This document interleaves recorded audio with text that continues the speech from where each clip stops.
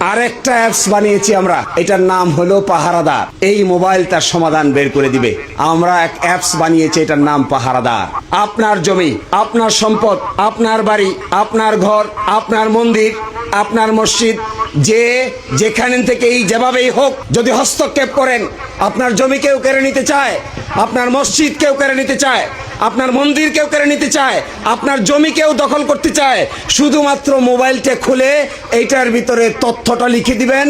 পরের দিন আইন শৃঙ্খলা বাহিনী নিজ দায়িত্বে এসে আপনার বাড়ির সামনে হাজির হবে। আমি মনে করি এই পাহারাদার অ্যাপ, আমার হিসাব, আমার টাকা আমার হিসাব, এই দুই অ্যাপ বাংলাদেশে যদি আমরা সাকসেসফুলি চালু করতে পারি, সরকার গঠন করে এই দুই জিনিসকে যদি মোবাইলে ঢুকিয়ে বাংলাদেশের মানুষের মধ্যে নতুন চাঞ্চল্য সৃষ্টি করা যায়, তাহলে বাংলাদেশের ইতিহাসে চাঁদাবাজি, টেন্ডারবাজি, দখলবাজি সারা জীবনের জন্য বন্ধ করে দেওয়া সম্ভব।